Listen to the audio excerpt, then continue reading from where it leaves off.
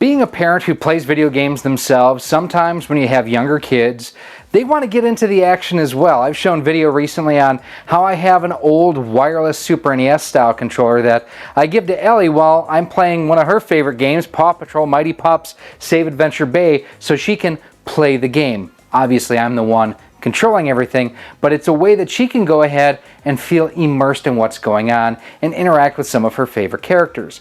But what about when she gets older? What if she wants to play with something that's not as huge as a Hori split pad or even a Nintendo Switch Pro controller and doesn't quite feel right playing with the Joy-Cons? Well, we have a solution for you here today, and it is thanks, or no thanks, to our good friend Eugene Myers, aka EC Myers Vids, one of the longtime supporters here of this channel, and he sent me a message over on Twitter recently and asked if I would cover this, a kitty cat controller. No, I wasn't going to do it. And then I'm like, Eugene's really been a longtime supporter. Let me look into it. And I'm not a cat person. I'm just not. I'm a dog person. And when I saw this guy here, I had to go ahead and at least offer a suggestion. And Eugene's like, you know what? That's a great choice. This is the KidMoments wireless controller designed for the Nintendo Switch and the Switch OLED. And it's kid themed. It looks like a puppy. It's cute as can be. So what we're going to do in this video, we're going to unbox it. We're going to see how it comes out of the box. We're going to do some play testing with it. Let's go take a closer look. Stop laughing, Eugene. Just stop laughing. So here we have the KidMoments wireless controller, and I mean, I have to admit, the design is super, super cute. I mean, Hyperkin has their pupper sticker set and kitty sticker set that they have for the Joy-Con grip. This is an all-in-one controller, so okay, I'll give it to you, kind of cute.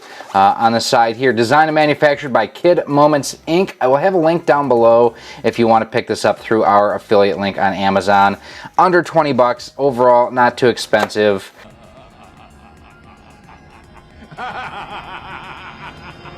Eugene, why are you laughing at me? Why are you laughing? So we have the controller, a set of instructions, a charging cable, and that is it. We'll set the box aside. It doesn't feel a whole lot smaller than an actual Pro controller. So if it's designed for kids, they could have done a better job shrinking it down a little bit more. Digital triggers on the top and bottom here for LR, ZL, ZR, so on and so forth. Analog sticks feel okay. Now on the top you do have a pairing button here, USB-C. Looks like you've got a reset button right there if you do need to repair it to another controller. That D-pad feels terrible. I mean, can you hear that? The buttons are small here. So we have plus minus home capture, so I have all that. That's your power button, it looks like. I'm glad to see it is USB-C, and they do include a USB-C cable with it. Now they are calling this the Bluetooth game handle. Terrible translation. So let's take a look at some of the features. So let's see, function input of 20 keys, synchronization, fast key pairing, 4 LED indicator for blue monochrome LEDs. The sensor has 6-axis somatosensory function. Okay, S-O-M-A-T-O-S-E-N. I know what sensory means. What the hell is somato? Let me know down in the comments. Built-in double motor vibration, so it does have rumble. Support motor vibration force adjustment. Built-in NFC sensing technology, so it should support Amiibo. Interesting. Supports PC wired connection, X input mode, and Bluetooth connection, so you could use it with more devices. Switch mode enters into sleep without operation after 5 minutes. Home key, one key wake up function, includes the controller USB cable and the instruction manual. And again, just walking through the basic layout here. No turbo or anything, it doesn't look like. Let's see. Now, continuous function, press and hold the A, B, X, Y, L, R, Z, L, Z, R. Press the turbo key again. Now, unless I missed it, I didn't see a turbo key. Let's see if we can go turbo. Okay, Anyone in web design, I hope you appreciate this as much as I do. Yeah. So lorem ipsum is used as placeholder copy when you are wireframing a website. That's outstanding that they left it in here. They left in the lorem ipsum. Okay. Direction turbo key. What are they pointing to as a turbo key? It almost looks like they're saying the dog's tongue should be a turbo key, but it's not. I'm wondering if the home key also functions as a turbo key. That's almost what it looks like it's pointing to. Well, we will check that out. So what we're going to do now is we're going to charge this up. Eugene, stop laughing at me. And we're going to go through, we're going to pair it, and we're going to see how it plays. And yeah. It's the dog days of gaming. All right, so we have everything paired. Everything seems to be working properly. Now, the one thing we are going to just check Amiibo support real quick. And we're going to go down here. God, this D-pad is terrible. It's really bad. So let's see if we get anything. Nothing there. Oh, it did show up. So that is good to know that it does actually work with Amiibo like it says it does. We'll check one more time. Okay, that is a good sign. So that's something that a lot more expensive controllers don't do. So, all right, I'll give you the benefit of the doubt on this one. So, I mean, we had Paw Patrol up. Might as well dive into it, am I right? We'll just go into some of the mini games they have on this. We'll play one that we've already played. That way, Ellie doesn't miss out. It's actually not too terribly uncomfortable, although I do think the radius here is a bit too great for me, but adult hands versus kids' hands, so that might actually be a benefit. The face of the controller here, this darker gray, feels like it's shifting around. We already know what we're supposed to do here. 3, 2, 1, go! I mean, analog stick's doing okay so far. Not that this is the most, like, high stress level game to test this out with.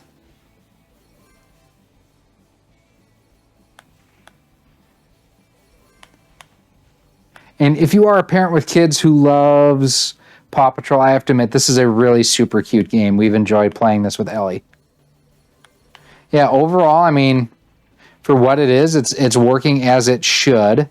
So let's go ahead and hit home. So the one thing that's going to take me a while to get used to is the fact that the puppy's nose is not the home key. I keep thinking it is. The home key is actually right here. I know this is going to sound weird. I'm going to play some Street Fighter simply, again, to check that lag, latency, delay, functionality specifically of the D-pad, because it doesn't feel good. So normally when I play Street Fighter, I actually use the analog stick, so I'm going to start with that here. I was able to pull off that. I have not been able to pull off the Dragon Uppercut yet. And yes, I have been trying. Tried there, but he went for his move first. Got him. Oof, he got me. Could not pull off the Dragon Uppercut. We'll try the D-pad next to see if that's any better. I don't think it's going to be. Yeah, I can't pull off any moves with the D-pad. The D-pad is terrible. I would dare say that the D-pad is useless. Wow, I pulled that off by accident, actually. Yeah, the D-pad is absolutely worthless on this thing. Oof. Got to go back to the analog stick. I pull off a Dragon Uppercut finally, but not when I needed to. T-Hawk kick my rear end there. All right.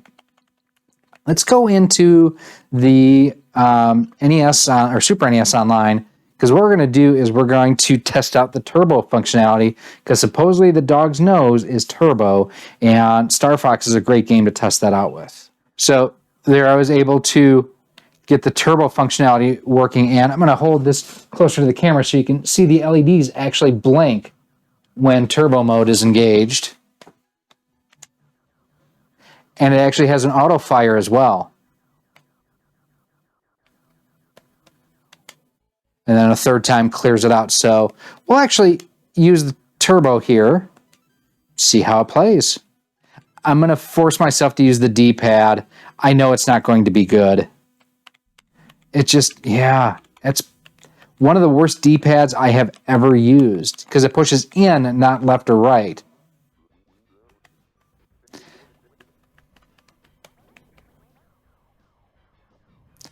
Turbo fire's working just fine. God, that D-pad is just so bad.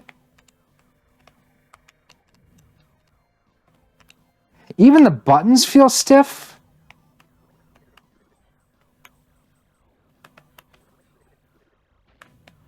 Wow, am I struggling here? I have to use the analog stick. The D-pad is utterly useless. Yeah, this is just not a good experience by any stretch of the imagination. The buttons are way too stiff. The D-pad is horrible. The analog stick feels okay. I mean, it's not great, but it's okay. Turbo works. I mean, I guess that's the best thing I can say about it is turbo actually works. I think this would be more frustrating for a kid than anything, especially if they're just trying to learn how to play. I mean, this is just, it's not good. It is not a good experience. And because of that, let's see how it handles just a platformer like the amazing Yoshi's Island. Jay, this is just for you.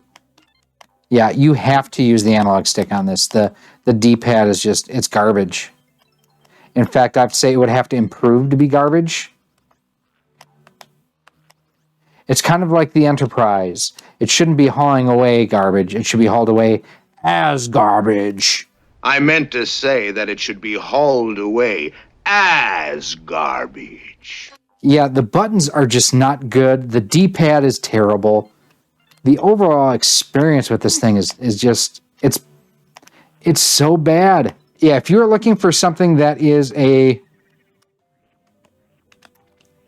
competent controller, this ain't it. Yeah, it's just darn near impossible, I say, to do anything with any level of precision with this. And it's unfortunate. So I don't know that I'm going to torture you all through much more of this because it is just that bad. So what are my initial thoughts?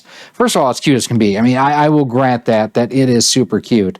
The ABXY, the face buttons, way too small and just not comfortable. It's essentially the same as a Joy-Con, but in a controller, quite honestly. It's not uncomfortable, and the fact that it works with Amiibos is really good. It wakes from sleep. It does a lot of things really, really well. What it doesn't do well is work as a controller. I will tell you that much. There's a lot here that it would have been nice if they would have put any thought into the actual usage of it. Like there too, it just took it as a tap versus a press of a button, which was not what I was intending at all. Would I want to use this for kids? Probably not. Like I say, I don't want to deter kids from wanting to play games like this. I want them to have a good experience where, they feel confident in what they're doing and they're not fighting a controller. And in this, I can feel myself fighting the controller. My thoughts and feelings on this is it's a gimmick because there again, it didn't jump full height. No! Oh, dang it. Gotcha. It's not accurate. It's just overall, it's not a good experience and something I would not recommend at all. And goodness, I mean, there's so much. I mean, I have been a critic of the Power 8 controllers for what they offer. Even at only $15 on this, no, I'm out. Let's go ahead, let's wrap things up. So in the end, what do I think of the KidMoments controller for the Switch?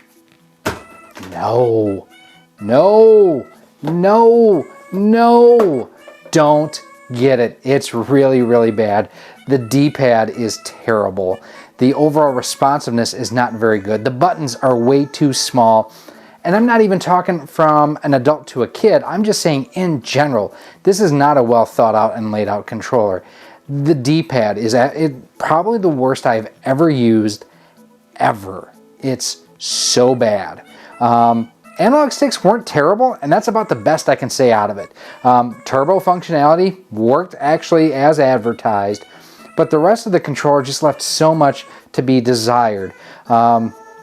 I understand it's a $15 controller that has Amiibo support, that wakes from sleep. I mean, these are some cool features, but it doesn't do the one thing that a controller needs to do, and that's work well as a controller. It's just bad. So I hope you've enjoyed watching me suffer in this, and Eugene, this is all of your fault. Now, if you do want to see some reviews on some controllers that I think are actually pretty good, those videos are coming up for you right now. Thank you so much for watching this episode. If you want to help support Rock Solid Productions and be a part of our community, there's a number of different ways you can do so. First and foremost, join us over on our Patreon page or become a channel member here on YouTube. By joining through either one of those methods, you get early access to just about all of our video content, exclusive content, and a whole lot more. We also give you shout outs at the end of each and every one of our videos.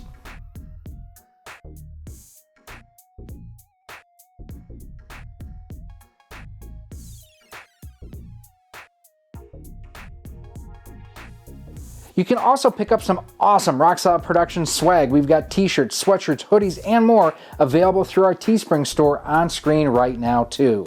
You can also pick up some of our awesome 3D printed cartridge stands, Amiibo holders, Nintendo DS holders, and more by visiting our 3D printer store on screen right now as well. Links for everything will be down below in a pinned comment. If you want to stay up to date with everything we have going on here at Rock Solid Productions, make sure that you're following us on the different social media networks. We're on Facebook at facebook.com/RockSolidProductions, Instagram at instagram.com/RockSolidProductionsGK, and Twitter at RockSolidStudios. If you're looking to pick this and other retro and modern gaming accessories up, make sure that you head on over to CastlemaniaGames.com.